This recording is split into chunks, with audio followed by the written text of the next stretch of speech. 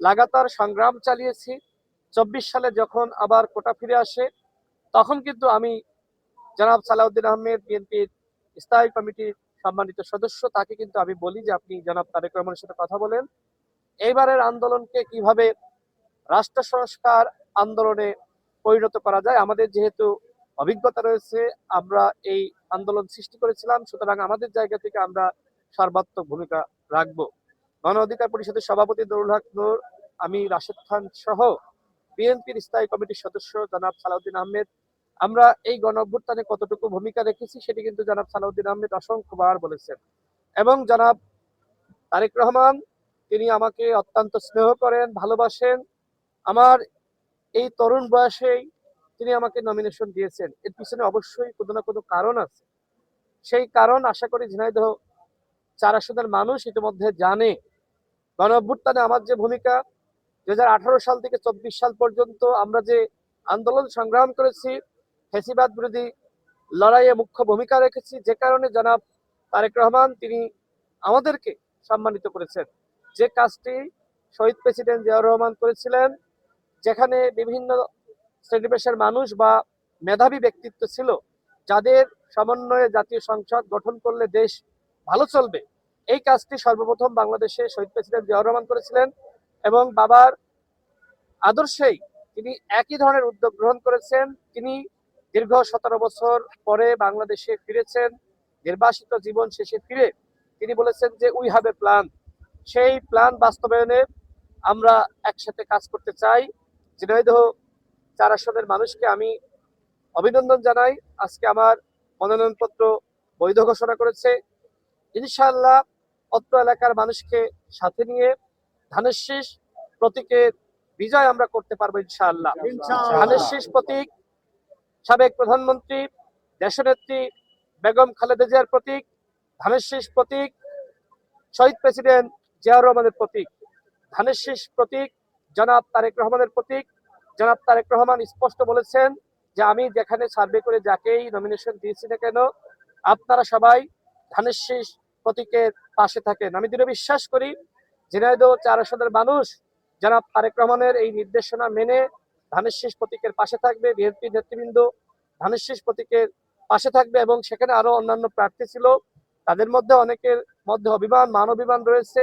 এই মান অভিমান ভেঙে ইনশাল্লাহ আমরা একসাথে কাজ করতে পারবো। এবং জনাব তারেক রহমান তিনি ইতিমধ্যে জানিয়েছেন, যেটা সালাউদ্দিন আহমেদের মাধ্যমে আমাদেরকে বলেছেন, যে তিনি ঝিনাইদহ 4 আসনের নির্বাচনী জনসভায় আসবেন ইনশাল্লাহ।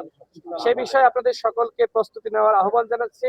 আমি যেটা বিশ্বাস করি আমরা সবাই মিলে একতাবদ্ধ হয়ে জনাব তারেক রহমানের হাতকে শক্তিশালী করতে পারবো এবং ধানের শীষ প্রতীককে আমরা বিজয়ী করতে পারবো ইনশাআল্লাহ। শুধুমাত্র ঝিনাইদহ 4 আসন না, ঝিনাইদহ জেলা বিএনপি এবং এই ঝিনাইদহ জেলা, এটা কিন্তু আসলে বিএনপির ঘাঁটি। সুতরাং এই 4টা আসন নিয়ে আমাদের কাজ করতে হবে। ঝিনাইদহ 1, 2, 3, 4। আমার পাশে রনি ভাই রয়েছেন, তিনি কোটচাঁদপুর মহেশপুরের প্রার্থী। জনাব তারেক রহমান তাকে সেখানে নমিনেশন দিয়েছেন, তিনিও একজন ইয়াং, আমিও ইয়াং। আজকে তারুণ্যকে জনাব তারেক রহমান কিন্তু এইভাবেই সম্মানিত করছে, তারুণ্যকে সামনে রাখার চেষ্টা করছে। তরুণরাই বাংলাদেশ, সেই তরুণদের নিয়ে এবং সকল সর্বস্তরের মানুষকে সাথে নিয়ে ইনশাআল্লাহ এই 4টি আসনেই ধানের শীষ প্রতীকের জয় হবে, বিএনপির জয় হবে। আগামীতে বিএনপি ইনশাআল্লাহ ক্ষমতায় আসবে এবং জনাব তারেক রহমান দেশের প্রধানমন্ত্রী হবেন। দেখেন, এই মুহূর্তে যদি আপনি বিবেচনা করেন, বিএনপির বাইরে কিন্তু অন্য কোনো দলের রাষ্ট্র পরিচালনার অভিজ্ঞতা নাই। সেই জায়গায় অবশ্যই আমরা সবাই মিলে কাজ করলে বিএনপি ক্ষমতায় আসবে এবং ধানের শীষ প্রতীকের জয় হবে ইনশাআল্লাহ। আমি সর্বশেষ আবারও ঝিনাইদহ 4 আসনের মানুষকে আমি অভিনন্দন জানাই। আজকে আমার মনোনয়নপত্র বৈধ ঘোষণা করা হয়েছে। আজকে আমি সবাইকে এই মনোনয়নপত্র, আমি মনে করি আজকের এই যে বৈধতা ঘোষণা এসেছে, এর মধ্য দিয়ে ঝিনাইদহ 4 আসনের মানুষের বিজয় হয়েছে। আপনাদের সকলকে ধন্যবাদ। বাংলাদেশ জিন্দাবাদ, বাংলাদেশ জাতীয়তাবাদী দল বিএনপি জিন্দাবাদ। আসসালামু আলাইকুম।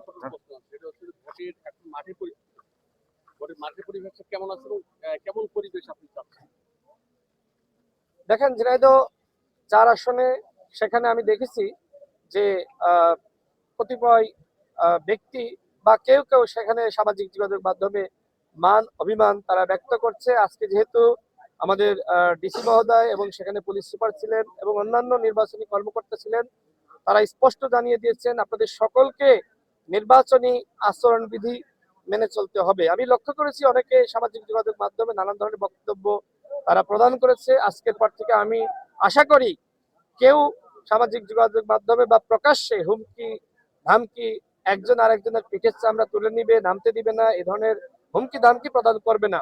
যদি প্রদান করে বা কারোর প্রচারণায় বাধা সৃষ্টি করে সেক্ষেত্রে অবশ্যই নির্বাচন কমিশন ব্যবস্থা গ্রহণ করবে।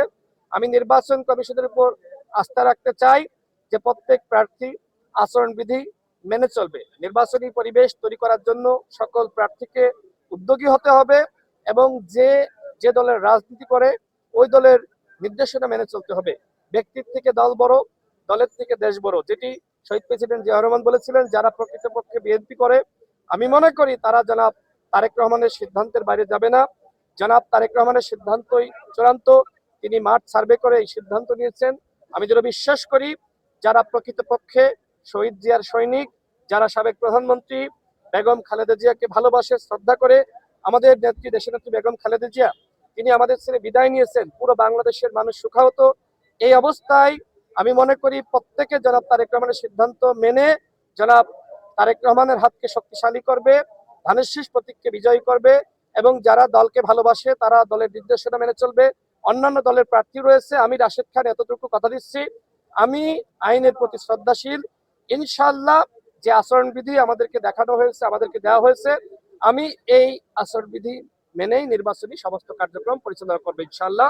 বাকিদের প্রতিও আমি একই আহ্বান রাখতে চাই, আসেন ডক্টর মোহাম্মদ ইউনূস অন্তর্বর্তীকালীন সরকারের মাননীয় প্রধান উপদেষ্টা, তিনি যে নির্দেশনা দিয়েছেন ইতিহাসে সেরা নির্বাচন তিনি করতে চান। আমরা যদি সবাই সহযোগিতা করি ইনশাআল্লাহ এবারে নির্বাচন হবে ইতিহাসে সেরা নির্বাচন।